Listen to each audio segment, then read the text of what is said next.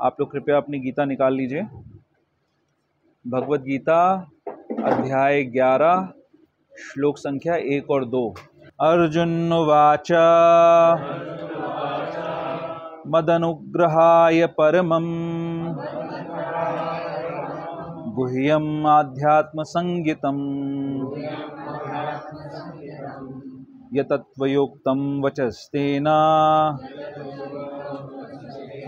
मोहोऽयं विगतो मम। तो गीता लगभग हमने 59% गीता में कितने श्लोक होते हैं टोटल? 700 में से 413 श्लोक हम अभी तक डिस्कस कर चुके हैं कृष्ण कृपा से। 23 जुलाई 2017 से लगभग 7 साल होने वाले हैं और अगले 4-5 साल शायद और लगेंगे अगर सब सही रहा और हम कर पाए इसकी चर्चा। तो 7 साल लग गए हमको समझने में। अर्जुन क्या कह रहे हैं आज के श्लोक में? अर्जुन कह रहे हैं मद अनुग्रहाय परमम गुह्यम अध्यात्म संगीतम। अर्जुन ने कहा, आपने जिन अत्यंत गुह्य आध्यात्मिक विषयों का मुझे उपदेश दिया है उसे सुनकर अब मेरा मोह दूर हो गया है। 10वें अध्याय के अंदर 11वें अध्याय में अर्जुन कह रहे हैं उनका मोह दूर हो गया है। अर्जुन का मोह क्या था? हाँ, रिलेटिव्स को नहीं मारना चाहते हैं, है ना। तो जो पहला अध्याय गीता का है उसका नाम है अर्जुन विषाद योग। अर्जुन का विषाद, अर्जुन का क्लेश, उनका दुख। तो अर्जुन क्या है? महाभारत के युद्ध के हीरो हैं। युद्ध भूमि में पांडव और कौरव तैयार हैं लड़ने के लिए और अर्जुन कहते हैं भगवान को, भगवान उनके सारथी बने हुए हैं, परम भगवान उनके सारथी बने हुए हैं, ड्राइवर बने हुए हैं, है ना। और भगवान को अर्जुन बोलते हैं कि कृपया मेरा रथ बीच में ले जाइए, युद्ध भूमि के बीच में ले जाइए। और युद्ध भूमि में बीच में पहुंचकर क्या करना चाहते हैं? देखना चाहते हैं कि कौन कौन लोग उनसे युद्ध करने के लिए आए हुए हैं, कितने कितने लोग युद्ध के लिए आतुर हैं। क्या देखते हैं?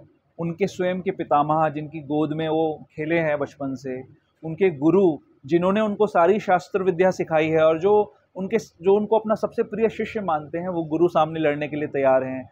उनके कजिन्स जिनके साथ उन्होंने जीवन के बहुत सारे सुख दुख देखे हैं, झेले हैं, वो सारे सामने बैठे हुए हैं। कजिन्स के बच्चे, उनके पौत्र, सारे के सारे लड़ने के लिए आए हुए हैं। और इनको देख के, इन सारे लोगों को देखकर अर्जुन के हृदय में ये भाव जागृत होता है कि मैं क्या करूं। मोह का क्या मतलब होता है? मोह का मतलब है कि समझ में नहीं आ रहा, इल्यूजन है कि क्या करना चाहिए क्या नहीं करना चाहिए। तो क्या दो पहलू हैं यहाँ पर। युद्ध करने क्यों आए थे? क्योंकि कौरवों ने उनके साथ, पांडवों के साथ हर तरीके का जो दुर्व्यवहार हो सकता था किया। उनके भाई को विष दे के मारने की कोशिश करी, उनको उनके घर में आग लगा के उनको जलाने की कोशिश करी, उनको उनके राज्य से बेदखल कर दिया, उनको उनकी पत्नी के साथ दुर्व्यवहार किया, उसको नग्न करने का प्रयास किया, हर तरीके से उनको परेशान किया, उनको मारने की कोशिश करी।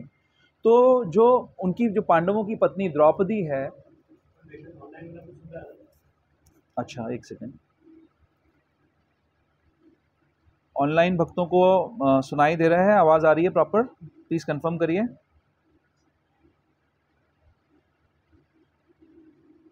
हरे कृष्णा, आप लोग को आवाज़ आ रही है? आ रही है प्रभु जी, आ रही है। हाँ, ओके, क्लियर आवाज़ आ रही है ना? ठीक है, ओके। प्रभु जी एक बात पूछूं?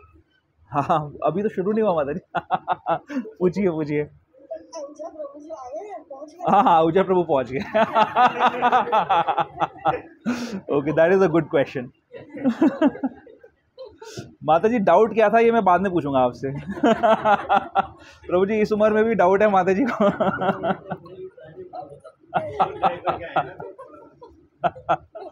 ठीक है, थैंक यू माता जी। ओके, अरे तो मैं क्या कह रहा था, अर्जुन को भी डाउट है, माता जी को भी डाउट है। माता जी को डाउट है प्रभु जी पहुंचे कि नहीं पहुंचे, अर्जुन को और बड़ा डाउट है। तो अर्जुन को ये डाउट क्यों है? क्योंकि कौरवों ने उनके साथ में हर तरीके का बुरा व्यवहार किया। पांडवों की जो पत्नी है द्रौपदी, वो रानी है ना। और एक रानी के साथ में उन्होंने क्या व्यवहार किया कि उसको नग्न करने का प्रयास किया। तो अगर कोई व्यक्ति एक रानी के साथ ऐसा व्यवहार कर सकता है, तो एक साधारण जो उनके राज्य में जो स्त्री है उसके साथ कैसा व्यवहार करेगा वो व्यक्ति? कैसा व्यवहार करेंगे वो लोग, है ना। तो एक तरफ ये प्रश्न है कि मेरे साथ बुरा किया, आतताई है, जैसे फर्स्ट चैप्टर के अंदर बताया कि अगर 6 प्रकार के आतताई होते हैं, जो 6 प्रकार के आतताई होते हैं उनको मार देना चाहिए, ये धर्मशास्त्र कहते हैं ऐसा। दूसरा, एक राजा के रूप में स्त्री का इतना बड़ा अपमान किया, इसलिए भी इन लोगों को मार देना चाहिए। तो ये एक पहलू है, द्वंद्व का एक हिस्सा ये है। दूसरा हिस्सा ये है कि अर्जुन कह रहे हैं कि अगर मैं अपने एक राज्य की प्राप्ति के लिए अपने बड़े बुजुर्गों को मैं मार दूंगा तो ये अधर्म का कार्य होगा, ये अधर्म है। और ऐसा करने से अगर हमारे कुल के जो वरिष्ठ लोग हैं वो मारे जाएंगे तो कुल की सारी परंपराएं नष्ट हो जाएंगी। कुल की परंपराएं अगर नष्ट होंगी तो हमारे घर की जो स्त्रियां हैं वो इंडिपेंडेंट हो जाएंगी और दूषित हो जाएंगी। स्त्रियों के दूषित होने से घर में वर्ण संकर संतान उत्पन्न होगी। वो संतान कोई भी धार्मिक कार्य नहीं करेगी, हमारे पूर्वजों को अर्घ नहीं देगी, जल नहीं देगी, तो पूर्वज जो हैं अपने अपने स्थलों से गिर जाएंगे, नीचे आ जाएंगे। और जितने भी हमारे सोशल वेलफेयर की एक्टिविटीज़ हैं, समाज कल्याण के जो कार्य हैं, सारे के सारे रुक जाएंगे। और इस सब का उत्तरदायित्व किस पे होगा? मुझ पे होगा। तो अर्जुन ये कह रहे हैं, अब ये द्वंद्व है, ये मोह है। तो अगर आप अपनी गीता में 2.7 में जाइए, 2.7 में अर्जुन फाइनली अपने मोह को एक्नॉलेज कर बता रहे हैं, कार्पण्य दोषो उपहत स्वभावः प्रक्षामि त्वाम धर्म सम्मूढ़ चेता यक्षेयस्यान् निश्चितम ब्रूहि तन्मे शिष्यस्तेहम शादिमाम त्वाम प्रपन्नम। क्या मतलब है इसका? अब मैं अपनी कृपण दुर्बलता के कारण अपना कर्तव्य भूल गया हूं। स्टार्टिंग में ही कह रहे हैं, सेकंड चैप्टर में अर्जुन कह रहे हैं मैं अपना कर्तव्य भूल गया हूं और सारा धैर्य खो चुका हूं। ऐसी अवस्था में मैं आपसे पूछ रहा हूं कि जो मेरे लिए श्रेयस्कर हो। यहां पे शब्द यूज किया है यक श्रेय। श्रेय एक होता है श्रेय, एक होता है प्रेय। प्रेयस का मतलब होता है इमीडिएट बेनिफिट। जैसे मान लीजिए आप लिफ्ट में आ रहे हैं, 5 लोग खड़े हुए हैं, 2 लोग आपसे पहले आए हुए हैं, आपने देखा लिफ्ट में तो 4 ही आते हैं, अब फटाक से आप भाग के अंदर घुस गए, पीछे थे लाइन में, ये क्या हुआ? ये हुआ प्रेयस, इमीडिएट बेनिफिट ले लिया। और पीछे जो 2 पहले आए थे रह गए, वो आपको गाली दे रहे हैं, तो लॉन्ग टर्म में वो आपसे बदला जरूर लेंगे कभी ना कभी।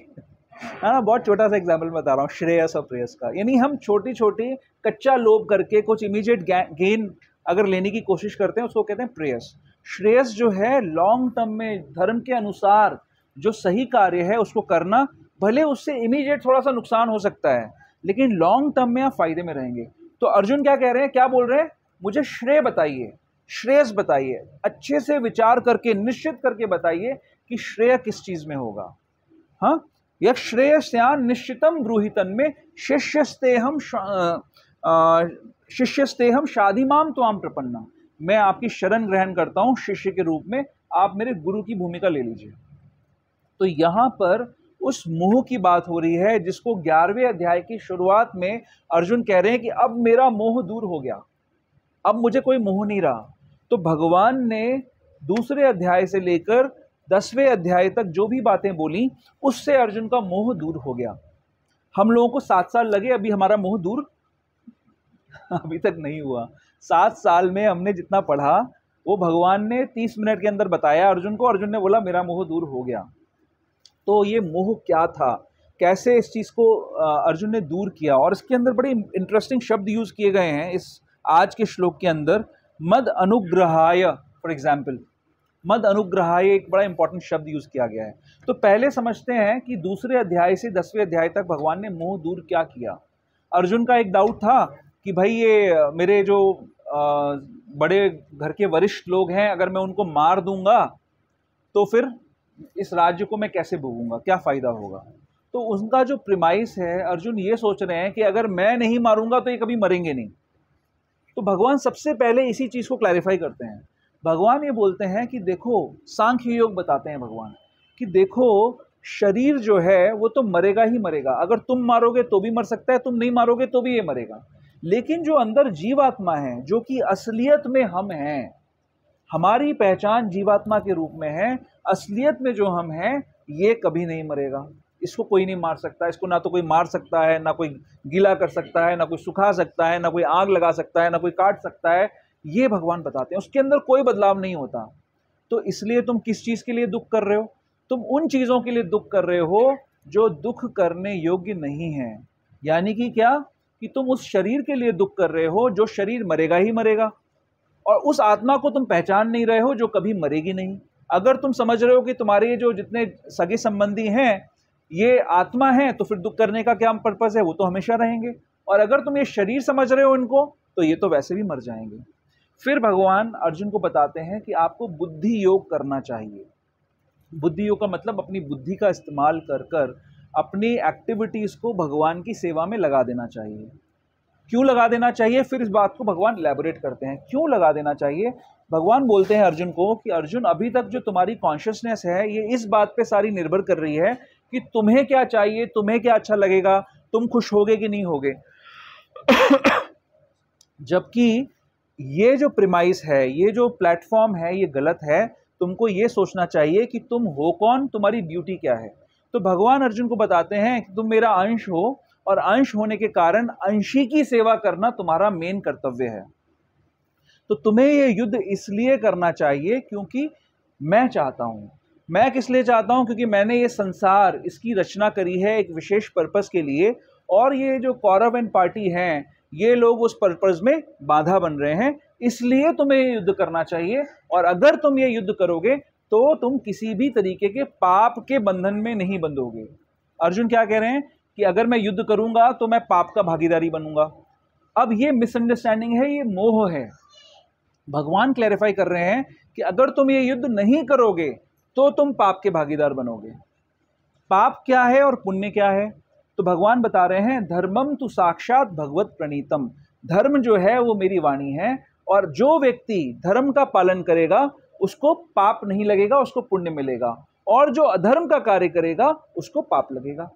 तो अगर भगवान चाहते हैं कि मुझे युद्ध करना चाहिए, अर्जुन को युद्ध करना चाहिए, तो अगर वो अर्जुन नहीं मानता इस चीज को तो ही उसको पाप लगेगा। तो इस प्रकार से फिर भगवान और बहुत सारे तरीके के अलग अलग योग सिद्धियां, योग विधियां बताते हैं कि कैसे कैसे हम भगवान के पास तक पहुंच सकते हैं।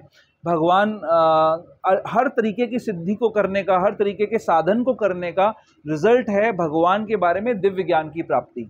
ये सारी बातें भगवान इन 9 चैप्टर्स के अंदर बताते हैं, और धीरे धीरे कर कर कहाँ पहुँचते हैं, 10th चैप्टर पे पहुँच जाते हैं, जो हमने पिछले हफ्ते हमने कंप्लीट किया। 10th चैप्टर के अंदर भगवान बताते हैं, वो बातें बोल रहे हैं जो उन्होंने अभी तक प्रॉपरली स्पेसिफिकली नहीं बोली। उन्होंने बोला कि इस संसार की सब चीज़ें जो हैं वो मेरी शक्तियों से आती हैं, उसका सोर्स मैं हूँ। 4 श्लोकों के अंदर भगवान पूरी समरी बताते हैं। तो क्या 10.8 के अंदर क्या बताते हैं, मत चित्तः मद्गत प्राणा बोधयन् अहम सर्वस्य प्रभुवो मत्तः सर्वं प्रवर्तते इति मत्वा भजन्ते माम बुधा भाव समन्विता। हर चीज का सोर्स मैं हूं, सभी चीजें मेरे से आती हैं, और जो इस प्रकार से जानता है वो शुद्ध भक्ति कर सकता है। कोई बच्चे को आवाज आ रही है, खांस रहा है कोई देख रहा है, कोई देख रहा है ना, ओके अच्छा ठीक है। ठंड लग रही है, अच्छा। तो हाँ, अहम सर्वस्य प्रभु, मैं हर चीज का सोर्स हूं, उद्गम हूं। सेकंड, उसके बाद जो श्लोक आता है 9 नंबर, मत चित्तः मद्गत प्राणा बोधयन्तः परस्परम। जो इस प्रकार से शुद्ध भक्ति करता है वो हर समय मेरा भजन करता है, हर समय मेरे बारे में बात करता है, एक दूसरे को बताता है, और इस प्रकार से वो हर तरीके के आनंद को प्राप्त करता है। बोधयन्तः परस्परम, मत चित्तः मद्गत प्राणा बोधयन्तः परस्परम, फिर क्या है, कथयन्तश्च माम नित्यम तुष्यन्ति च रमन्ति च। तो तुष्यन्ति, तुष्ट हो जाता है और हर समय आनंद भोगता है। एक सेकेंड, उसके बाद श्लोक संख्या आई 10वां,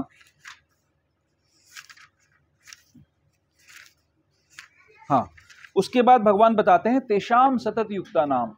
ऐसा जो व्यक्ति होता है जो हर समय मेरे बारे में भजन कर रहा है, उसको मैं बुद्धि योग प्रदान करता हूं ताकि वो मेरे पास तक आ सके। और फिर चौथे श्लोक में यानी 11वें श्लोक में भगवान बताते हैं कि ऐसे भक्त के हृदय में मैं ज्ञान रूपी दीपक प्रज्वलित कर देता हूं, जिससे उसका सारा अज्ञान खत्म हो जाता है। तो इन 4 श्लोकों में भगवान अभी तक की पूरी गीता को समराइज कर देते हैं। ये सब सुनने के बाद अब जो पॉइंट्स आ रहे हैं वो आज के श्लोक से लिंक्ड हैं। ये सब सुनने के बाद अर्जुन भगवान को बोलते हैं कि भगवान आपने बहुत सुंदर ये बातें बताई, आप जो कुछ कह रहे हैं ठीक कह रहे हैं, और मैंने यही सारी बातें, अलग अलग महान संतों के नाम वो उल्लेख करते हैं कि मैंने उनसे भी ये सब चीज़ सुनी है।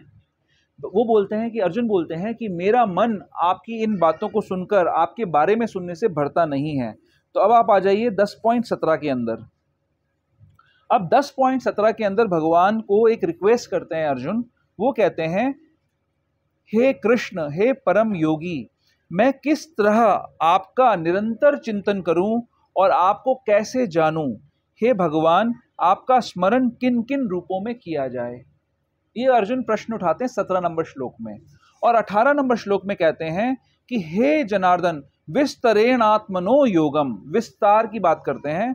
हे जनार्दन, आप पुनः विस्तार से अपने ऐश्वर्य तथा योग शक्ति का वर्णन करें। मैं आपके विषय में सुनकर कभी तृप्त नहीं होता हूँ, क्योंकि जितना ही आपके विषय में सुनता हूँ उतना ही आपके शब्द अमृत को चखना चाहता हूँ। तो 10वें और 11वें श्लोक, 17वें और 18वें श्लोक के अंदर अर्जुन भगवान को रिक्वेस्ट कर रहे हैं, और इस रिक्वेस्ट को मानकर भगवान कहते हैं कि देखो अर्जुन, तुमने बड़े सुंदर बात करी है, बहुत आनंद की बात करी है, लेकिन मेरी जो विभूतियां हैं उनका कोई अंत नहीं है, वो अनंत हैं। तो उनका डिस्क्रिप्शन नहीं कर सकते, सबका डिस्क्रिप्शन नहीं कर सकते, लेकिन हाँ, कुछ विशेष विभूतियों का वर्णन मैं अभी करूंगा। तो उसके बाद भगवान 82 विभूतियों का वर्णन करते हैं, 82 ऐश्वर्यों का वर्णन करते हैं, जो हमने पिछले कुछ हफ्तों के अंदर रीड किया। वो सब सुनने के बाद अब अर्जुन आते हैं आज के श्लोक पे, जहां पर वो ये कह रहे हैं कि मद अनुग्रहाय परमम गुह्यम आध्यात्म संगीतम। आध्यात्म संगीतम, जो सबसे ज्यादा गुह्य ज्ञान है, वो कौन सी कैटेगरी का ज्ञान है? संगीतम मतलब कैटेगरी, किस कैटेगरी का ज्ञान है? वो आध्यात्मिक कैटेगरी का ज्ञान है जो आपने मुझे दिया। और फिर आगे कह रहे हैं, उसे सुनकर, आध्यात्मिक विषयों का मुझे उपदेश दिया है, उसे सुनकर अब मेरा मोह दूर हो गया है। इसके बाद बोल रहे हैं, हे कमल नयन। जैसे श्लोक अगर पढ़ेंगे तो उसमें ये शब्द यूज हो रहा है विस्तार। भवाप्ययो ही भूतानाम श्रुतो विस्तारशो मया। 18 नंबर श्लोक में क्या कहा अर्जुन ने? विस्तार पूर्वक मुझे बताइए। अब यहां पर अर्जुन क्या कह रहा है कि मैंने विस्तार से सुना, हे कमल नयन, मैंने आपसे प्रत्येक जीव की उत्पत्ति तथा लय के विषय में विस्तार से सुना है और आपकी अक्षय महिमा का अनुभव किया है। तो अब इसके बारे में समझते हैं कि स्पेसिफिक क्या चीजों की बात अर्जुन कर रहे हैं। यहां पर सबसे पहले अगर आप 7.6 में जाएंगे, भगवत गीता 7.6 का आप रेफरेंस निकालिए। 7.6 में भगवान क्या कह रहे हैं? एतद् योनिनि भूतानि सर्वाणि इत्युपधारयः अहम कृष्णस्य जगतः प्रभवः प्रलयस्तथा। क्या कह रहे हैं भगवान? सारे प्राणियों का उद्गम इन दोनों शक्तियों में से है। तो पिछले 2 श्लोकों में भगवान अपनी 2 शक्तियों का वर्णन कर रहे हैं, और यहां पर ये कह रहे हैं कि सारे के सारे प्राणियों का जो उद्गम है वो इन दोनों शक्तियों में से है। इस जगत में जो कुछ भी भौतिक तथा आध्यात्मिक है उसकी उत्पत्ति तथा प्रलय मुझे ही जानो। 11वें अध्याय में अर्जुन बोल रहे हैं कि मैंने सारे जीवों की उत्पत्ति और प्रलय के बारे में समझ लिया है, आपसे विस्तार से समझ लिया है। किस चीज को रेफर कर रहे हैं वो? 7.6 में यहां पर जो भगवान बता रहे हैं उसको वो रेफर कर रहे हैं। यहां पे एग्जैक्टली वही बात आ रही है ना कि सारे प्राणियों का उत्पत्ति और प्रलय 2 शक्तियों पे आधारित है, और उससे पहले 2 जो श्लोक हैं उसमें वो 2 शक्तियों का वर्णन है। क्या कहा जा रहा है?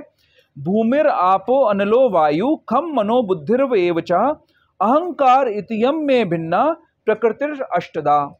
पृथ्वी, जल, अग्नि, वायु, आकाश, मन, बुद्धि तथा अहंकार, ये 8 प्रकार से विभक्त मेरी भिन्न प्रकृतियां हैं। ये मेरी भिन्न प्रकृतियां हैं। उसके बाद बोल रहे हैं 5वें नंबर श्लोक में बोल रहे हैं 7वें अध्याय के, हे महाबाहो अर्जुन, इनके अतिरिक्त मेरी एक अन्य पराशक्ति है जो उन जीवों से युक्त है जो इस भौतिक अपरा प्रकृति के साधनों का विदोहन कर रही है। ये दोनों शक्तियों का रेफरेंस देके अब आप देखिए कि संसार की हर चीज इन 2 शक्तियों से बनी हुई है। जो आत्मा तत्व है, आत्म तत्व है, वो भगवान 5 नंबर श्लोक में बता रहे हैं, और उसके ऊपर जो कवरिंग है जिसको हम शरीर बोलते हैं वो ये इन 8 शक्तियों का बना हुआ होता है, धरती, जल, अग्नि, वायु, आकाश, मन, बुद्धि और अहंकार।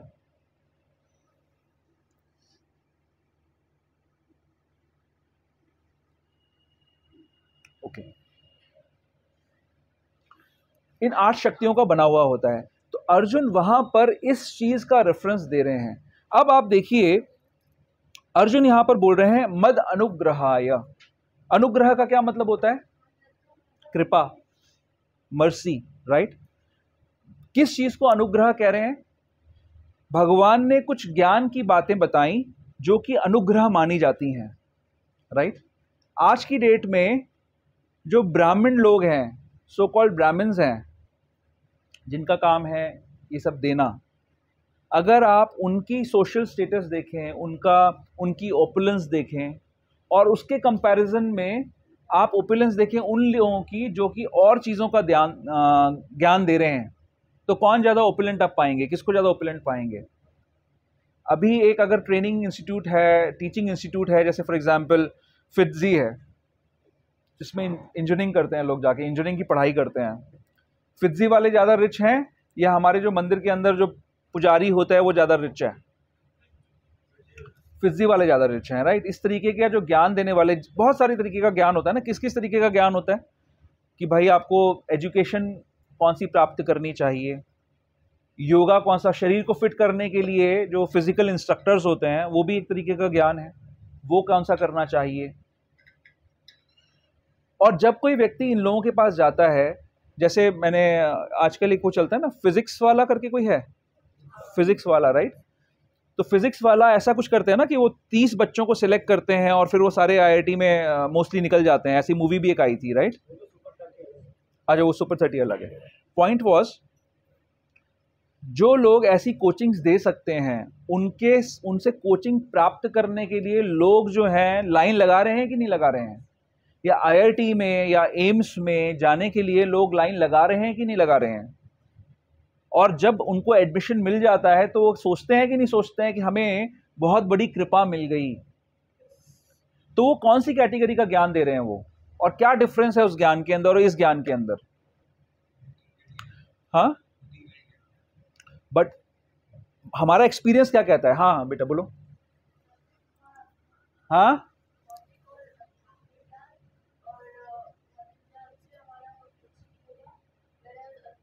भौतिक ज्ञान से कुछ नहीं होगा।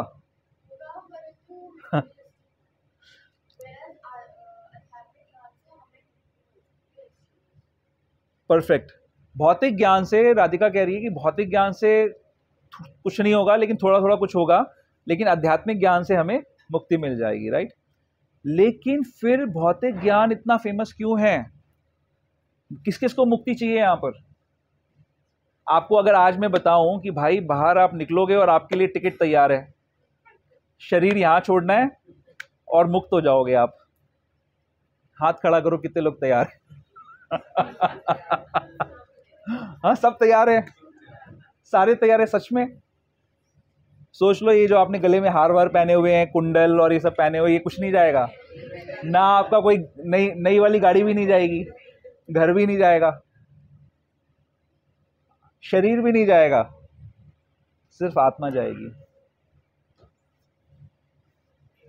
एक्चुअली सॉरी, हाँ हाँ, स्मार्ट, प्रभु जी कह रहे हैं मोबाइल और स्मार्टफोन भी नहीं जाएगा।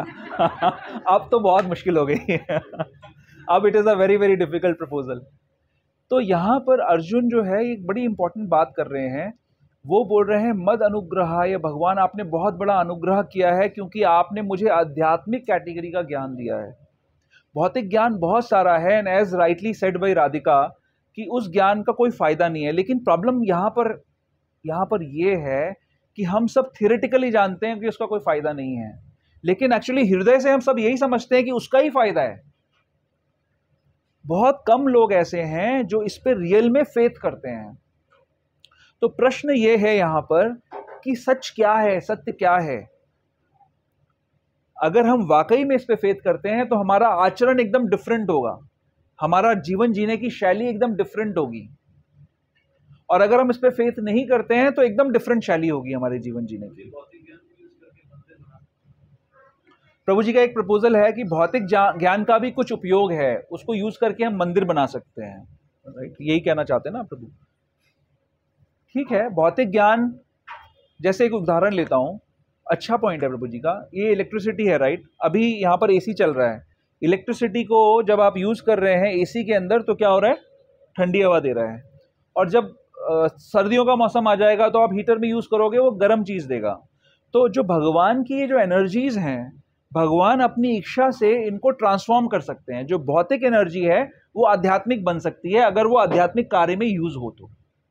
भौतिक एनर्जी आध्यात्मिक बन जाएगी। बट प्रॉब्लम यहां पर ये नहीं है। प्रॉब्लम ये है कि क्या हम भौतिक एनर्जी को, भौतिक ज्ञान को आध्यात्मिक रूप से यूज करना चाहते हैं या नहीं चाहते हैं, ये प्रॉब्लम है। अर्जुन की प्रॉब्लम भी तो यही थी ना। अर्जुन ये सोच रहा था, अर्जुन को क्या मिलने वाला था युद्ध करने के बाद? इतना बड़ा साम्राज्य, पूरे भारतवर्ष का राज्य उसको मिलना था, जिसके अंदर कोई ओपुलेंस की कमी नहीं है। हर तरीके का ओपुलेंस उसको मिलना था, हर तरीके का सुख वैभव, हर तरीके का धन राशि उसको मिलनी थी। और उसका द्वंद क्या था कि मैं अगर युद्ध करूंगा, जीत गया तो ये सब मिल जाएगा, लेकिन क्या मेरे को युद्ध करना चाहिए अपने सगे संबंधियों को मारकर? वो इस प्लेटफॉर्म पे ही बात कर रहा था। हम लोग भी अपने सेंसुअल हैप्पीनेस के प्लेटफॉर्म पे ही हर समय डील करते हैं। अर्जुन ने स्टार्टिंग में बड़ा इंपॉर्टेंट पॉइंट बोला। उसने बोला मुझे श्रेय बताइए, अच्छे से विचार करके बताइए। आप अच्छे से विचार कर लेना भगवान, ऐसा ना हो कि गड़बड़ हो जाए आपसे। निश्चित करके बताना कि श्रेयस्कर क्या है मेरे लिए।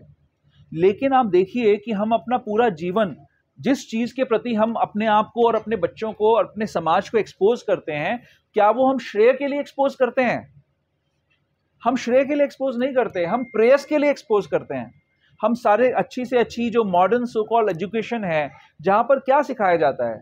जहां पर यही सिखाया जा रहा है कि किसी प्रकार से भी अपनी इंद्रियों को सेटिस्फाई करने की पोजीशन आप बनाइए, आप संसार में, समाज में सक्सेसफुल हो जाइए। कल मेरी बेटी मेरे को बता रही थी कि नीट का रिजल्ट आया है अभी रिसेंटली, और उसमें 720 मार्क्स का टोटल स्कोरिंग होती है।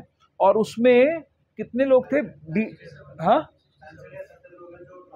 नहीं प्रभु, it is in hundreds and thousands. जो 2 मार्क, मतलब 718 मार्क्स, 719 मार्क्स और 720 मार्क्स, इन 720 में से 718, 19 और 20, इन इतने मार्क्स के 20,000 बच्चे हैं।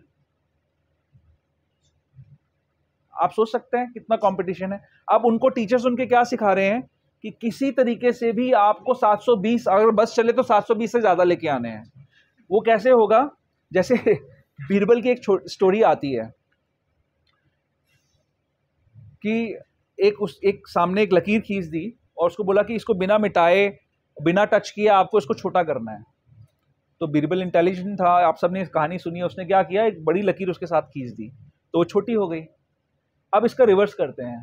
समाज कैसे चलता है कि अब आप बड़े हैं, आपको बड़ा बनना है, तो दूसरे को छोटा करना है। अब 720 का जो स्कोर आएगा तो आप 720 से ज्यादा तो कर नहीं सकते, क्योंकि मैक्सिमम स्कोरिंग 720 की होगी। तो आप कैसे करोगे दूसरों को छोटा?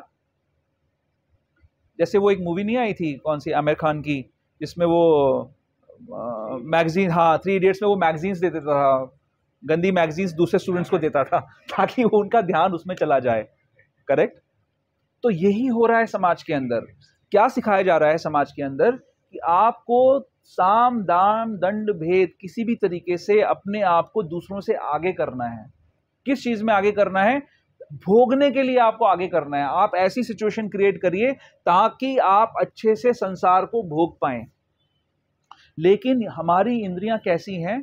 हमारी इंद्रियां, हम, भगवान का एक नाम क्या है? ऋषिकेश।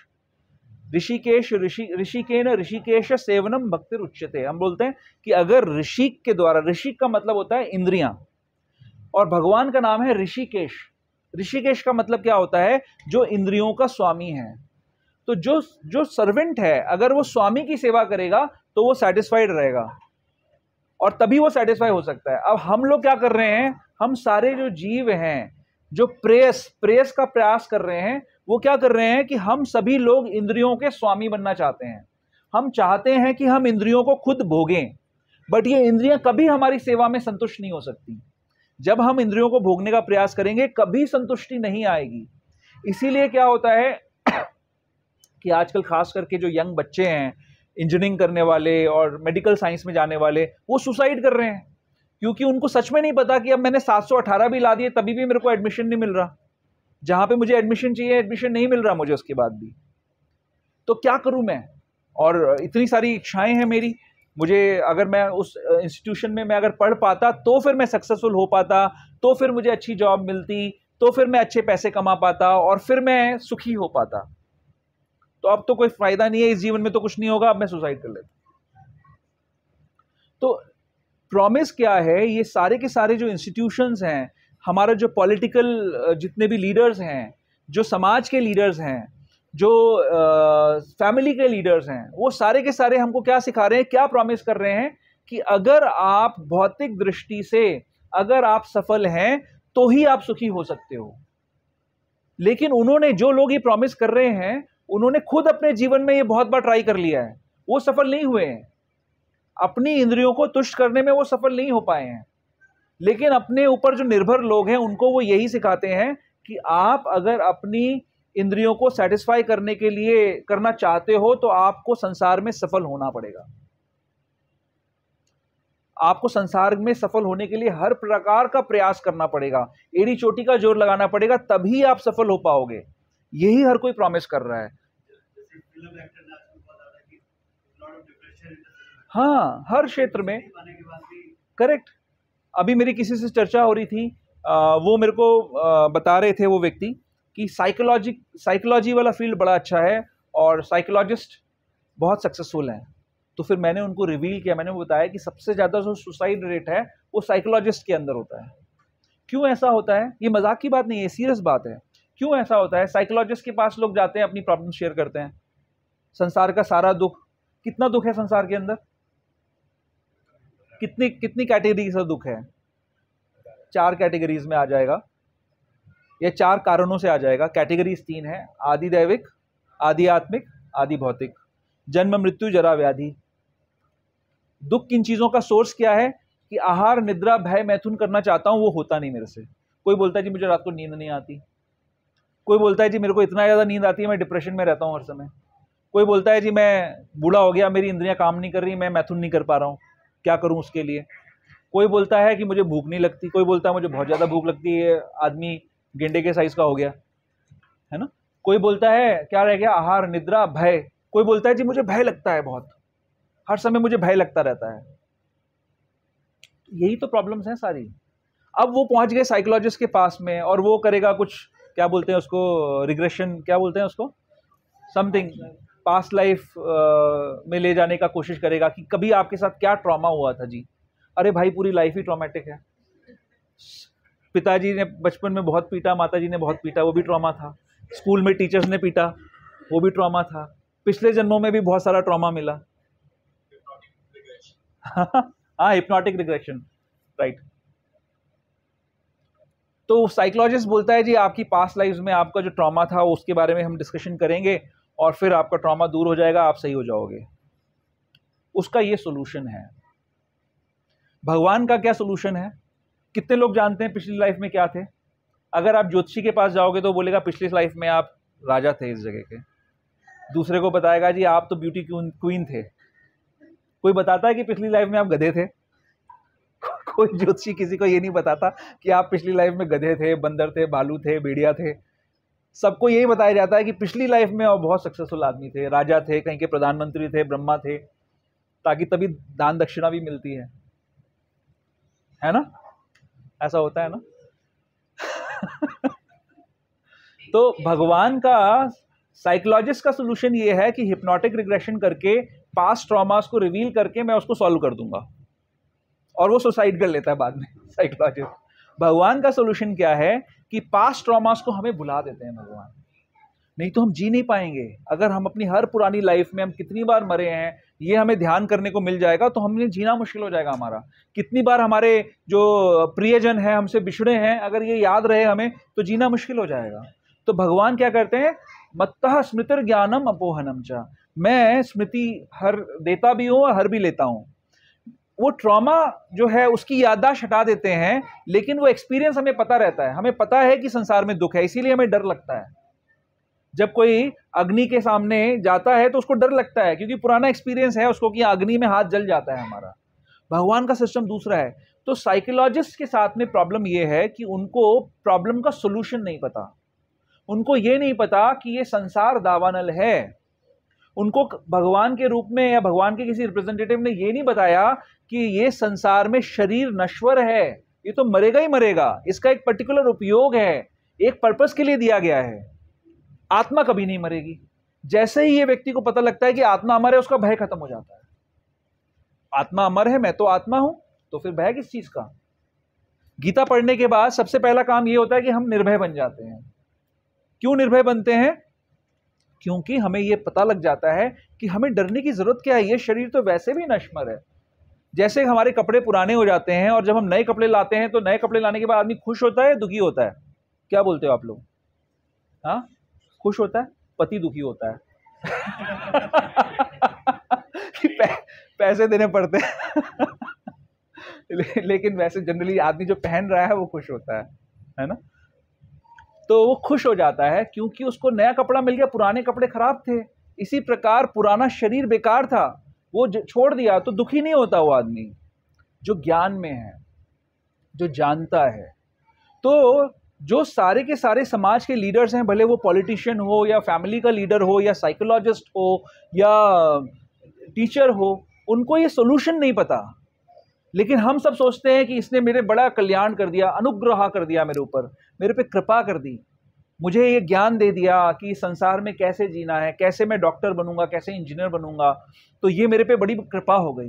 लेकिन आप देखिए, हाथी 1 टन खाना खाता है रोज, उसको कोई इंजीनियरिंग नहीं करनी पड़ती, कोई डॉक्टर नहीं बनना पड़ता, लेकिन वो सुखी है। वो भूखमरी से नहीं मरता कोई भी हाथी, कभी भी। कोई चींटी भूखमरी से नहीं मिलती, कभी भी आप चींटी को बिल में दाना डालने नहीं जाते हो। करोड़ों करोड़ों चींटियां हैं, लेकिन सबका भरण पोषण भगवान कर रहे हैं और उसको भी कोई किसी और पर निर्भर होने की जरूरत नहीं है। इसीलिए यहां पर अर्जुन बोल रहे हैं कि भगवान आपने मेरा मोह दूर कर दिया। कितना बड़ा द्वंद्व है अर्जुन के दिमाग में कि मैं ये कार्य अपने लिए करूं, इनको मारूं या ना मारूं। भगवान ने पर्सपेक्टिव ही चेंज कर दिया अर्जुन का। भगवान ने बोला कि तुम्हारा ये प्रश्न गलत है, तुम्हारे को ये सोचना है मारूं या ना मारूं प्रश्न नहीं है, तुम्हारा ये प्रश्न होना चाहिए कि धर्म क्या है। धर्मम तु साक्षात भगवत प्रणीतम, धर्म भगवान की वाणी है और भगवान क्या कह रहे हैं, क्या चाह रहे हैं, ये प्रश्न है। ये प्रश्न पूछने का मतलब क्या है? हम लोग भक्ति की जब बात करते हैं तो क्या बोलते हैं? शरणागति के प्रिंसिपल्स में हम क्या बोलते हैं? अनुकूलस्य संकल्पः प्रतिकूलस्य वर्जनम। यही बात तो है। अनुकूल कैसे डिसाइड करोगे आप? अगर आपका ध्यान प्रेयस की तरफ है तो आपके लिए अनुकूल चीजें दूसरी होंगी। अगर आप अभी इमीडिएट भोगना चाहते हो तो आपके प्रेयस, आप क्या डिसीजन लोगे कि मैं किस मूवी को देखने जाऊं अभी का अभी, कौन से रेस्टोरेंट में मैं खाना खाऊं, कहां पर मैं डांस करूं, कहां पर मेरी इंद्रियों को भोग मिलेगा अलग अलग तरीके का। तो आपके डिसीजन इस हिसाब से होंगे। अगर आपको धर्म का ज्ञान नहीं है तो आपके लिए अनुकूल क्या हो जाएगा? वो सब चीजें जो आपको भक्ति से दूर ले जाने वाली हैं। लेकिन अगर आपको धर्म का ज्ञान है तो अनुकूलस्य संकल्प का मतलब होगा कि वो चीजें जो आपको भगवान की तरफ ले जाने वाली हैं, आप उनको पता करोगे और उन पे काम करोगे, उन पे प्रयास करोगे आप। बहुत बड़ा डिफरेंस हो जाएगा। यही पर्सपेक्टिव भगवान ने चेंज कर दिया अर्जुन का। अर्जुन पहले अनुकूल कुछ और सोच रहे थे। अर्जुन के लिए क्या अनुकूल था? युद्ध नहीं करना। बोले मैं तो जंगल में जाके भिक्षा मांग लूंगा, मैं तो बड़ा शक्तिशाली व्यक्ति हूं, मुझे तो कोई प्रॉब्लम नहीं है। उनका अनुकूल की डेफिनेशन चेंज हो गई। तो हम लोगों को जो साधक हैं उनको ये आत्मावलोकन करना चाहिए कि क्या आपकी अनुकूल और प्रतिकूल की डेफिनेशंस चेंज हो रही हैं कि नहीं हो रही हैं। आप डे टू डे डिसीजंस में क्या आप अनुकूल श्रेयस को मान रहे हो या प्रेयस के हिसाब से डिसीजंस ले रहे हो? अर्जुन ने रिक्वेस्ट किया था कि मुझे श्रेयस्कर चीज बताइए। अर्जुन इंटेलिजेंट व्यक्ति है, he is a real leader of the society. वो बहुत बहुत हर तरीके के, एक्चुअली उनके अंदर काफी सारे भगवान के गुण बहुत अधिक मात्रा में हैं। बहुत सुंदर हैं, है ना, बहुत बलिष्ठ हैं, बहुत फेमस हैं, आज तक फेमस है। अर्जुन के नाम के ऊपर लोग अपने बच्चों का नाम रखते हैं, राइट। और क्या, बहुत बुद्धिशाली हैं। 45 मिनट में, 40 मिनट में, ये तो पूरी गीता भी पूरी भी नहीं हुई है, 10वें अध्याय तक अर्जुन ने बोल दिया। अगर हम 50 के हिसाब से 45 मिनट में गीता बोली 18 अध्याय, तो 10 अध्याय कितने में बोले जाएंगे? कौन है यहाँ पे मैथमेटिशियन?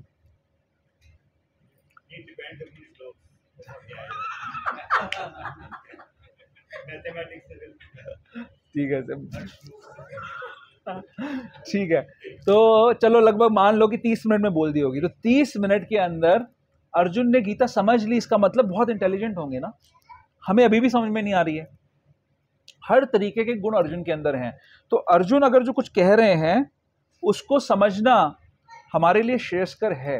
अर्जुन कोई राह चलते व्यक्ति नहीं है कि हम उनकी बात को इग्नोर कर सकते हैं। हमें उनकी बातों को बहुत सीरियसली लेना चाहिए। और अर्जुन क्यों ऐसी स्थिति में है? क्या वो जानते नहीं थे भगवान कौन है? भगवान ने गीता बोली ही क्यों अर्जुन को? अगर आप चौथे अध्याय में जाएंगे तो भगवान रिवील कर रहे हैं इसका कारण। क्या बोल रहे हैं कि अर्जुन तुम मेरे प्रिय सखा हो, तुम मेरे मित्र हो और मेरे भक्त भी हो, इसलिए मैं तुम्हें गीता बोल रहा हूं। ये क्वालिफिकेशन है गीता सुनने के लिए। तो अर्जुन भगवान के भक्त हैं, लेकिन उस समय भगवान की ही योग माया से अर्जुन को विभ्रमित कर दिया गया ताकि ये गीता बोली जा सके। तो अर्जुन किसका प्रतिनिधित्व कर रहे हैं? अर्जुन हमारे जैसे जीवों का प्रतिनिधित्व कर रहे हैं, हमारा प्रतिनिधित्व कर रहे हैं। तो अर्जुन की जो एक एक बात है, एक एक प्रश्न है, वो हमारा प्रश्न है। और अर्जुन की हर बात का जो आंसर है वो हमारे लिए आंसर है। वो सिर्फ अर्जुन के लिए नहीं है, अर्जुन तो सब जानते हैं एक्चुअली, वो हमारे लिए आंसर दिया जा रहा है। तो यहां पर कृपा ये नहीं है। गुरु महाराज का मैं एक लेक्चर सुन रहा था इस पे, और बड़ी गुरु महाराज की कई सारी लाइंस ऐसी होती है ना, एक एक लाइन मतलब वो हृदय में उतर जाती है। ऐसी लाइन होती है ना सटीक, मतलब उसके आगे पीछे आपको सोच ही नहीं सकते हो। गुरु महाराज एक लाइन बोलते हैं कि इंटेलिजेंस का पहला जो यूज है, बताओ इंटेलिजेंस का पहला यूज क्या होता है? बोलो, कोई बता, कोई सजेशन है किसी का? गुरु महाराज कहते हैं, हाँ बोलिए।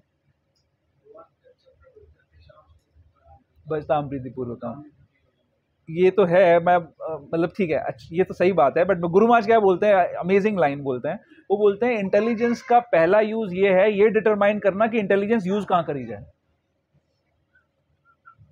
आप समझ रहे हो?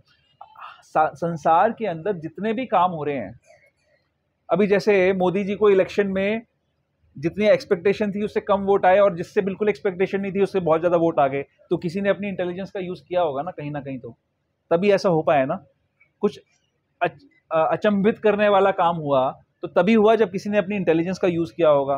कोई जब एटॉमिक बॉम्ब बनाता है, न्यूक्लियर वेपन्स बनाता है, तो कोई इंटेलिजेंस का यूज़ करता है ना।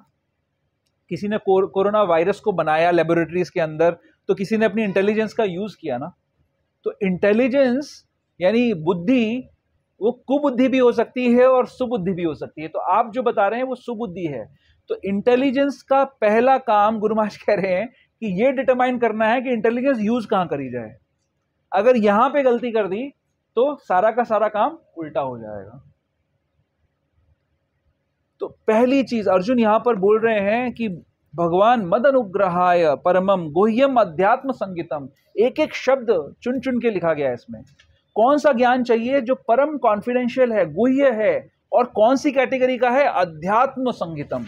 आध्यात्मिक ज्ञान भगवान आपने मुझे दिया, और उसके कारण मेरा सारा का सारा मोह खत्म हो गया। मैं आप लोगों को कई बार कहता हूं ना कि गीता जो है 10वें अध्याय तक ही सारी गीता एक्चुअली हो गई। इसके बाद जो अब आएगा वो तो सारा इलेबोरेशन है। जो बातें कही गई हैं उनको और इलेबोरेट करके और ज्यादा रिकन्फर्म करके बताया जाएगा। बार बार वही चीजों को और लंबा खींच के बताया जाएगा कि क्या सही है क्या गलत है, कैसे इस चीज को समझना है। बट एक्चुअली जहां पर अर्जुन का मोह शुरू हुआ था वहां से गीता शुरू हुई थी, दूसरे अध्याय से गीता शुरू हुई थी, और 10वें अध्याय पे गीता खत्म हो गई, क्योंकि यहां तक भगवान ने सारा प्रॉब्लम सॉल्व कर दिया। अब अर्जुन वापस से अपनी पोजीशन पे आ गए। अब तो वो और क्लैरिफिकेशन क्वेश्चंस पूछेंगे। तो प्रभुपाद जी जो इसका तात्पर्य दे रहे हैं इस श्लोक का, उसमें वो इस चैप्टर की समरी सी बता रहे हैं कि आगे क्या होने वाला है। अर्जुन वैष्णव है और अर्जुन जानते हैं, अर्जुन को तो समझ में आ गया, ठीक है, अर्जुन कह रहे हैं मेरा मोह तो दूर हो गया। लेकिन अब हम लोग यहाँ पे बैठे हैं जो ये इस चीज को मान रहे हैं कि पिछले 7 सालों में भी अभी हमारा मोह तो दूर नहीं हुआ। हम अभी भी जाकर के किसी को भी भगवान मान लेते हैं, किसी की भी कोई पूजा कर देते हैं, किसी को भी करवा चौथ का व्रत भी कर लेते हैं, सरेंडर अभी भी नहीं कर पा रहे हैं भगवान के प्रति, है ना। मैं जैसे जैसे शक्लें देखता हूँ मुझे याद आ जाती है उनकी चीज़ें तो मैं वो बोल देता हूँ तो अभी तक हम जो हैं सरेंडर नहीं कर पा रहे हैं। तो अर्जुन हमारे जैसे लोगों के लिए यहाँ पर इस चैप्टर के अंदर भगवान को रिक्वेस्ट करेंगे कि भगवान आपने जो कुछ बताया अभी तक 10वें अध्याय में जो जो विभूतियों का वर्णन किया, अब मुझे उनका दर्शन करना है, आप मुझे दर्शन कराइए। तो किस लिए कह रहे हैं? ताकि आने वाले समय में अगर कोई भी अपने आप को भगवान क्लेम करे तो उसको ये पूछा जा सके, अच्छा तुम अपने वो भगवान बता रहे हो, चलो दिखाओ अपना विराट रूप, दिखाओ अपना यूनिवर्सल फॉर्म। अगर तुम यूनिवर्सल फॉर्म दिखा सकते हो तो ही हम मानेंगे कि तुम भगवान हो। तो हमें ये टेस्ट पता लग गया कि अगर कोई अपने आप को भगवान क्लेम करता है उसको जाके पूछना पड़ेगा हमको कि बता भाई अपना यूनिवर्सल फॉर्म दिखाओ, तुम्हारे अंदर शक्ति है तो, अगर तुम सच में भगवान हो। और वो नहीं दिखा पा रहा तो आपकी शक्ति के अनुसार आप व्यवहार कर सकते हैं अगर शक्ति कम है तो आ जाओ वहां से वापस। हाँ, आप कोई राजा महाराजा हो, अगर आप सच में क्षत्रिय हो तो ऐसे झूठे व्यक्ति का तो वध कर देना चाहिए शास्त्र के हिसाब से, जो अपने आप को भगवान क्लेम कर रहा है। लेकिन अभी आप लोग क्षत्रिय नहीं हो तो ऐसा काम नहीं करना आप लोग वहां से आ जाना वापस। अब इसके बाद भगवान जो अगले श्लोक के अंदर, दूसरे श्लोक के अंदर भगवान बता रहे हैं, अर्जुन बोल रहे हैं, भगवान को बोल रहे हैं कमल पत्राक्ष, है ना। भगवान को कैसे संबोधित कर रहे हैं? हे कमल नयन। तो कमल बहुत सुंदर होता है ना, कमल की पंखुड़ी कैसी सुंदर होती है। तो भगवान के जो नेत्र हैं, और कमल के भी कई सारे नाम होते हैं, अरविंदाक्ष, जैसे अरविंद यानी कमल और अक्ष यानी आंखें, आंखों के कई सारे नाम हैं, नेत्र, कमल, नयन, अक्ष और भी कुछ होंगे। उसी तरीके से कमल के भी कई सारे नाम होते हैं, कमल, अरविंद। तो यहाँ पर भगवान को अर्जुन बोल रहे हैं कमल नयन। क्यों बोल रहे हैं? क्योंकि प्रभुपाद क्लैरिफाई कर रहे हैं तात्पर्य के अंदर, क्योंकि बहुत प्रसन्न हो गए। आप किसी व्यक्ति को अपना मित्र समझते हैं, जानते हैं कि मेरा मित्र है, और एक दिन आपको पता लगा कि ये प्राइम मिनिस्टर मोदी निकला, ये तो कितना खुश हो जाओगे, अरे भैया ये मेरा फ्रेंड है, इतना शक्तिशाली, इतना महान, इतना सुंदर। तो अर्जुन को ये सब सुनने के बाद यही रियलाइजेशन हो रही है कि ये भगवान जो मेरे फ्रेंड हैं, मैं इनको यादव बोलता था, आगे आएगा श्लोकों में कि मैं कभी इनको हे यादव, यादव क्यों बोलता था? क्योंकि यादव ये कुरु हैं, अर्जुन तो कुरु हैं, तो कुरु जो है वो हायर क्षत्रिय हैं और यादव थोड़े लोअर क्षत्रिय हैं। तो भगवान को अर्जुन चिढ़ाते थे कि आप तो यादव हो, मैं कुरु हूं, है ना, हे यादव, और हे क्या, हे सखा, ऐसे सब बोलेंगे, आगे श्लोक आएगा उसका। नहीं, यादव क्षत्रिय होते हैं, वसुदेव जी यादव है ना, वो तो नंद बाबा, वो तो वसुदेव के जो दादा थे, उनकी एक दादा या पिता, उनकी एक वैश्य पत्नी से नंद बाबा का जन्म हुआ, इसलिए ये वैश्य माने जाते हैं। भगवान तो सभी कुछ हैं भैया, असलियत में तो वो वैश्य हैं, बट उस समय जो लीला कर रहे हैं अर्जुन, तो उनको यादव बोल रहे हैं, चिढ़ा रहे हैं। तो फिर अर्जुन को ये रियलाइजेशन हो जाता है उस समय पे आकर कि मैं क्या भगवान को यादव बोलता था, और ये तो सबसे महान है, सबसे ग्रेट है। तो दूसरों के कल्याण के लिए अर्जुन भगवान से पूछ रहे हैं कि भगवान अब आप अपना विश्व रूप दिखाइए, मेरे को विराट रूप दिखाइए, ताकि कल को आने वाले कोई भी व्यक्ति को कोई चीट ना कर सके, आने वाले समय में लोग चीट ना कर सकें। और बहुत प्रसन्न होकर उनको कमल नयन कह रहे हैं। अब इसके बाद इसमें बात आ रही है, भवाप्ययो ही भूतानाम श्रुतो विस्तरशो मया। हे कमल नयन, मैंने आपसे प्रत्येक जीव की उत्पत्ति तथा लय के विषय में विस्तार से सुना है और आपकी अक्षय महिमा का अनुभव किया है। तो भगवान की महिमा कैसी है? अक्षय है। भगवान की महिमा का कोई अंत नहीं है। भगवान जो शब्द है, इसमें 6 चीजें होती हैं। भगवान, कौन व्यक्ति भगवान है? जिसके पास भग है। भग का मतलब 6 ऐश्वर्य, है ना। कौन कौन से 6 ऐश्वर्य हैं? जो सबसे ज्यादा सुंदर हो, जो सबसे ज्यादा शक्तिशाली हो, जो सबसे ज्यादा बुद्धिमान हो, जो सबसे ज्यादा धनवान हो, जो सबसे ज्यादा फेमस हो। क्या लिखा है यहां पर? जिसकी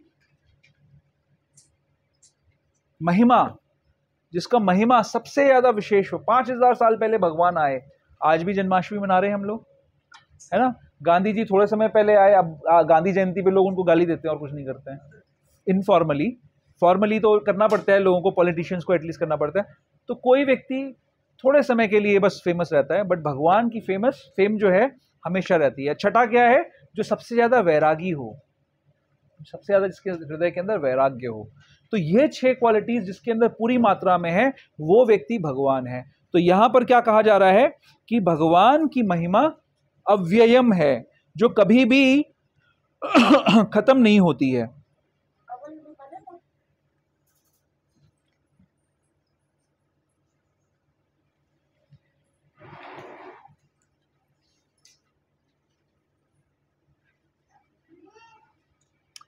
तो आप अपनी गीता के 9.4 के अंदर जाइए।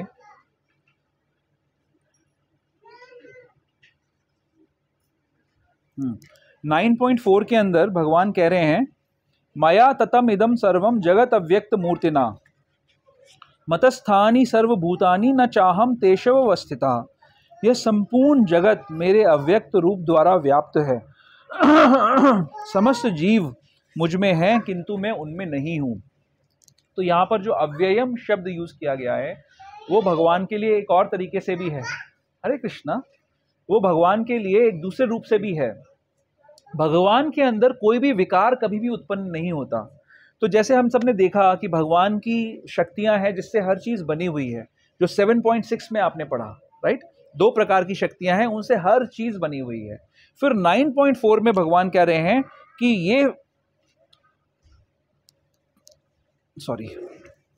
यह संपूर्ण जगत मेरे अव्यक्त रूप द्वारा व्याप्त है। तो ये वही अव्यक्त रूपों की बात की जा रही है। भगवान की शक्तियां के रूप में भगवान हर जगह व्याप्त हैं। लेकिन जो सेकंड लाइन है, किंतु मैं उनमें नहीं हूं। तो भगवान हर चीज का सोर्स होते हुए भी भगवान के ऊपर किसी भी चीज का कोई प्रभाव नहीं पड़ता। भगवान कभी घटते नहीं, कभी बढ़ते नहीं, मतलब अनंत हैं भगवान, और वो अव्यय हैं, उनके अंदर कोई बदलाव नहीं आता। इसीलिए आज की डेट में ये क्यों इंपॉर्टेंट है, ये बात समझना। कोई सजेस्ट कर सकता है कि इससे क्या फर्क पड़ता है हमारी लाइफ पे? भगवान अव्यय है कि नहीं है, उससे क्या फर्क पड़ता है? What do you think? अव्यय का मतलब समझ गए? कभी कम नहीं होते हैं। इसका हमारे जीवन में कोई फर्क है क्या? उसका प्रभाव है। टीचिंग के लिए समझना जरूरी है, क्या प्रभाव है। भगवान जो कृष्ण है वही अपने में है, वही रहेगी। हाँ, मतलब उनके लिए कोई कारण नहीं होगा किसी के साथ गलत करने का या किसी के साथ पार्शलिटी करने का। Good answer.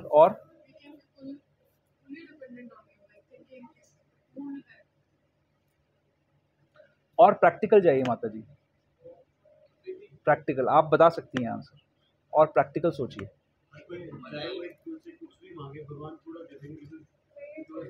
हमारे जीवन पे क्या प्रभाव है इस चीज का?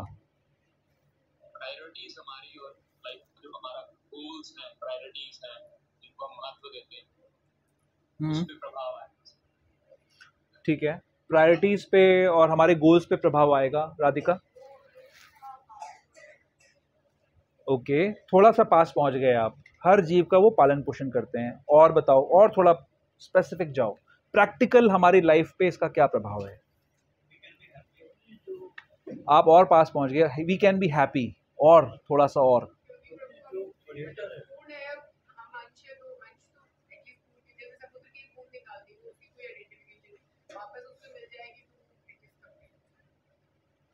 नहीं, ये चीज की बात नहीं कर रहा हूं मैं तो जी। मैं बोल रहा हूं कि इस भगवान अव्यय हैं, इसका हमारे ऊपर प्रैक्टिकल क्या प्रभाव है?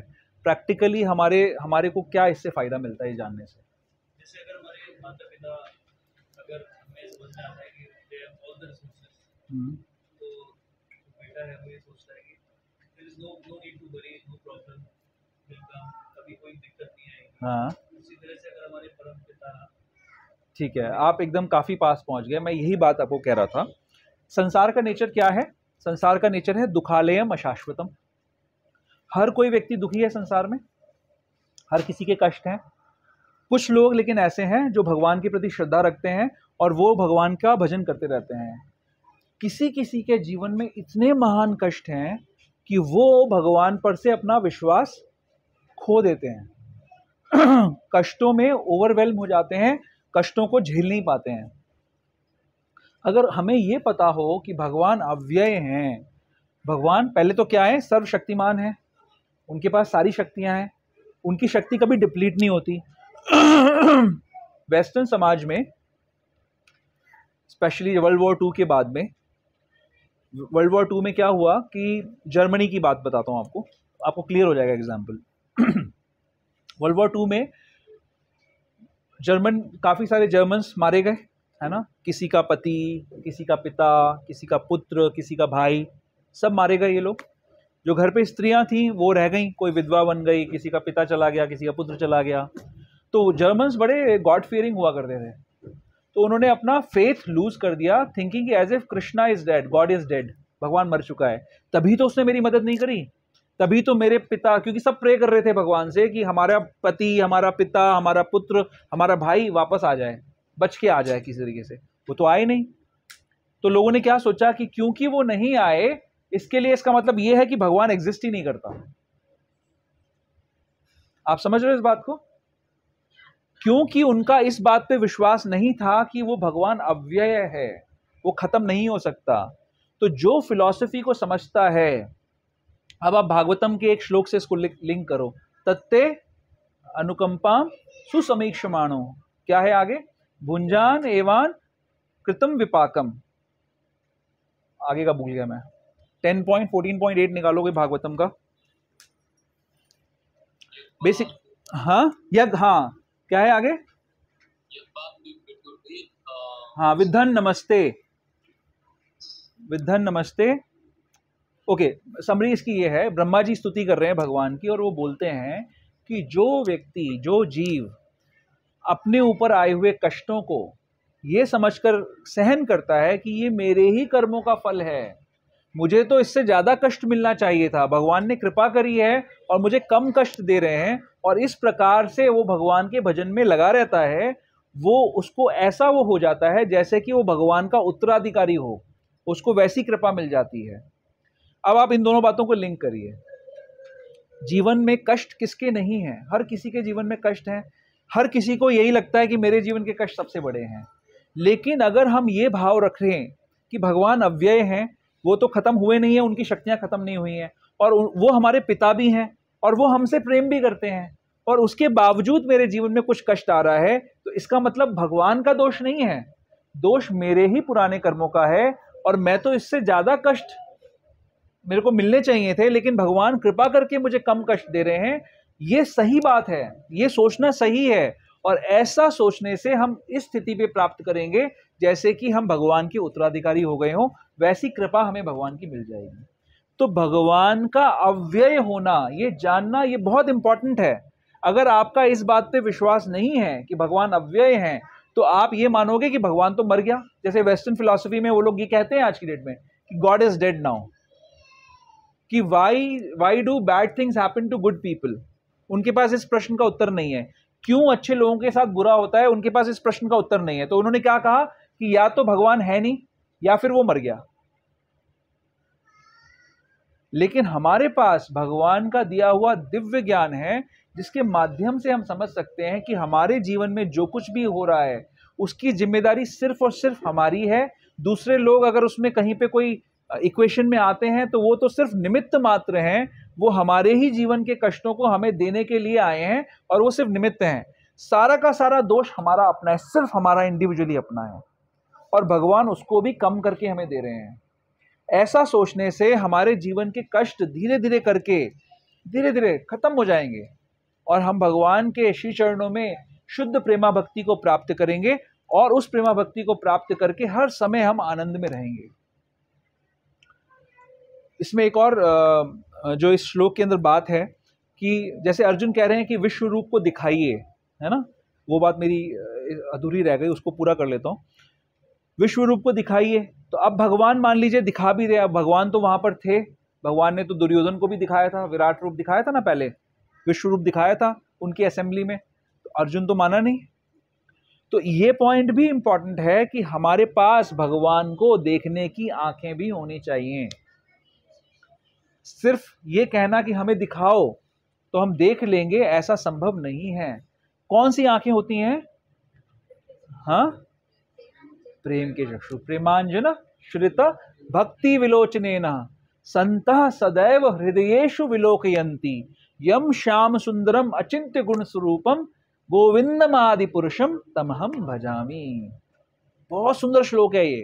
प्रेमांजन श्रुत, प्रेम का अंजन जब आप अपनी आंखों में लगाओगे, प्रेमांजन श्रुत भक्ति विलोचनेन, और भक्ति के साथ में अपनी आंखों विलोचन, अपनी आंखों को जब प्रेम का अंजन लगाओगे, तब संत है, ऐसे जो संत हैं जिनकी आंखों में ऐसा अंजन है, उनके हृदय में संतः सदैव हृदयेषु विलोकयन्ति, अपने हृदय में हर समय भगवान का दर्शन करते हैं। संतः सदैव हृदयेषु विलोकयन्ति यम श्याम सुंदरम अचिंत्य गुण स्वरूपम, वो ऐसे सुंदर श्याम सुंदर का अपने हृदय में, जिनके अचिंत्य गुण हैं, उनका स्वरूप का दर्शन करते हैं अपने हृदय में संत लोग, भक्ति का लोचन लगाकर, भक्ति का अंजन लगाकर, गोविंदमादि पुरुषम तमहम भजामि, ऐसा सुंदर दर्शन देते हैं भगवान। और जो भक्त है वो उसका साक्षात्कार कर सकता है, सुंदर भगवान का दर्शन कर सकता है। ऐसे प्यारे दयालु भगवान हैं, बड़े करुणामय हैं। जो अर्जुन कह रहे हैं ना, आपने बड़ी कृपा करी है भगवान मेरे पे, आपने मुझे आध्यात्म संगीतम, आध्यात्म ज्ञान दिया, जिससे मेरा सारा तो मोह खत्म हो गया। और हे कमल नयन, प्रेम से बोल रहे हैं, आप इतने महान हैं और आपने मुझे स्वीकार कर लिया दोस्त के रूप में, आप मेरे सारथी बन गए। मैं आपको पैर से मारूंगा, आपको बताऊंगा किस दिशा में जाना है, और ये भी सह लोगे आप। अगर किसी रिलेटिव के पास ना थोड़ा सा धन आ जाता है तो वो सीधा मुंह बात नहीं करता है, ऐसा होता है ना। किसी के पास थोड़ा सा धन आ जाए, पावर आ जाए, ऐश्वर्य आ जाए, तो उससे अपॉइंटमेंट लेके बात करनी पड़ती है, इतना उसके अंदर अभिमान आ जाता है। लेकिन हमारे श्याम सुंदर कितने दयालु हैं, सारथी बन गए, पैर से अर्जुन मारेंगे और उस दिशा में रथ को ले जाएंगे, है ना। ये युधिष्ठिर महाराज ने जब यज्ञ किया, राजसूय यज्ञ किया, तो सबके पैर धो रहे थे, उन्होंने वो पैर धोने की सेवा ली, और अपने नंद बाबा का, यशोदा माई का चप्पलें उठा उठा के उनको दे रहे हैं। गोपियां उनको बोलती थी कि भैया तुम यहाँ से जो है ये उपले जो है उस तरफ ले जाओ तो तुमको माखन मिलेगा। कैसे गिनेंगे? आपके मुंह पे निशान लगा देंगे गोबर का, एक जितनी बार जाओगे उतनी बार निशान लगा देंगे। फिर वो उन्होंने कर दिया 3-4 बार, निशान भी लग गए। बोले अब दे दो, बोला नहीं अब तो नाच के दिखाना पड़ेगा तभी देंगे, तो उन्होंने नाच के भी दिखा दिया।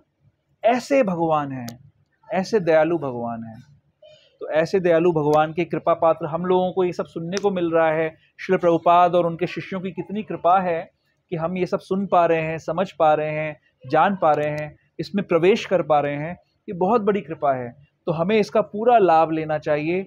हमें अपनी साधना को बहुत उच्च स्तर पर रखना चाहिए, ध्यानपूर्वक हमें जप करना चाहिए, 4 नियमों का पालन करना चाहिए और भगवान की सेवा करनी चाहिए। बहुत इम्पोर्टेंट है। एक लाइन मैंने पढ़ी है, वो मैं आपको पढ़ के सुनाता हूँ, बड़ी ज़बरदस्त लाइन है वो।